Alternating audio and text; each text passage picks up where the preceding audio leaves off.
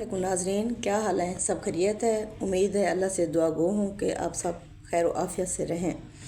तो सूरह बकरा की आज हम 11वीं आयत पढ़ने वाले हैं। पहली 10 आयत का जो है तर्जमा और तफसीर हो चुकी है। 11वीं आयत में अल्लाह ताला फरमा रहे हैं व इज़ा क़ीला लहुम, जब इनसे कहा जाता है ला तुफ़सिदू के फसाद मत मचाओ फ़िल अर्ज़ि ज़मीन में, कालू तो ये कहते हैं इन्नमा नहनु मुस्लिहून, हम तो इस्लाह करने वाले हैं। अला इन्नहुम हुमुल मुफ़सिदूना वलाकिन ला यशऊरून, ख़बरदार हो जाओ बेशक यही लोग हैं जो फ़साद करने वाले हैं लेकिन ये इस बात का शऊर ही नहीं रखते।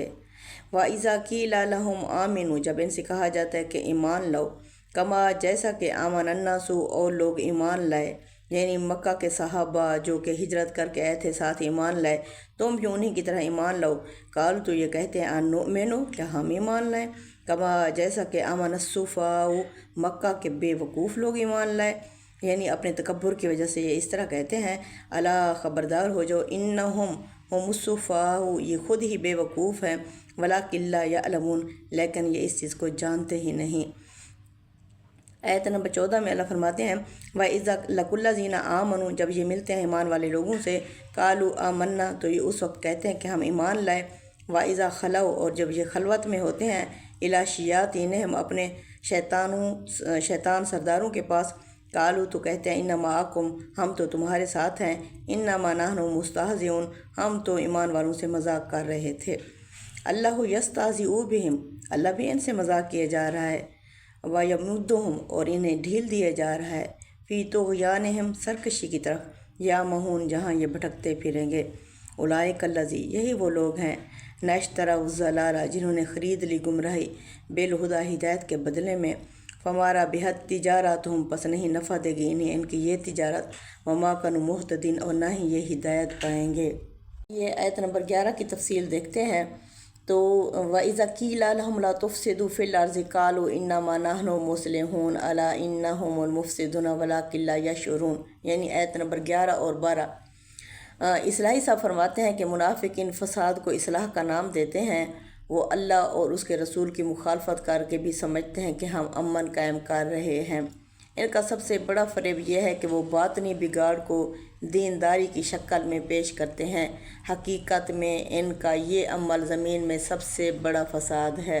आइए अब आयत नंबर 13 का देखते हैं। इस्लाही साहब कहते हैं व इज़ा क़ीला लहुम आमिनू कमा आमन अन्नासु, जब इन्हें कहा जाता है कि ईमान लाओ जैसा कि सहाबा ईमान लाए, तो वो मोमनों को नादान और सादा दिल समझते हैं, यानी हक़ को कबूल करने की सादगी इनके नज़दीक कमज़ोरी है। हकीकत में इनकी खुद पसंदी और तकब्बुर इनकी अलामत है।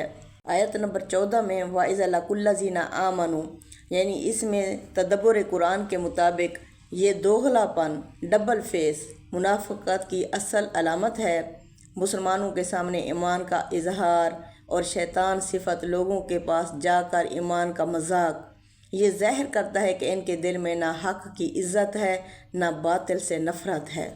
आयत नंबर 15 में अल्लाहु यस्तहज़िऊ बिहिम व यमुद्दुहुम फ़ी तुग़यानिहिम यामहून, इसके बारे में इस्लाही साहब लिखते हैं अल्लाह का इनसे इस्तेहज़ा यानी मजाक दरअसल इनके अपने मजाक का बदला है। वो दुनिया में मज़े से बहकने के लिए छोड़ दिए जाते हैं, हत्ता कि ख़ुद अपनी गुमराही में अंधे बन जाते हैं। आयत नंबर 6 में अल्लाह फरमाते हैं उलाइकल्लज़ी नश्तरव ज़लालता बिलहुदा, तदब्बुर कुरान के मुताबिक इन मुनाफिकीन ने हिदायत के बदले गुमराही ख़रीद ली, यानी इन्होंने दीन को दुनियावी फ़ायदे के बदले बेच दिया। वो सोचते हैं कि फ़ायदा उठा रहे हैं मगर हकीकत में खसारे में हैं। इनकी अक्ल और बसीरत ज़ाइल हो चुकी है। इन आयात का नतीजा क्या निकलता है?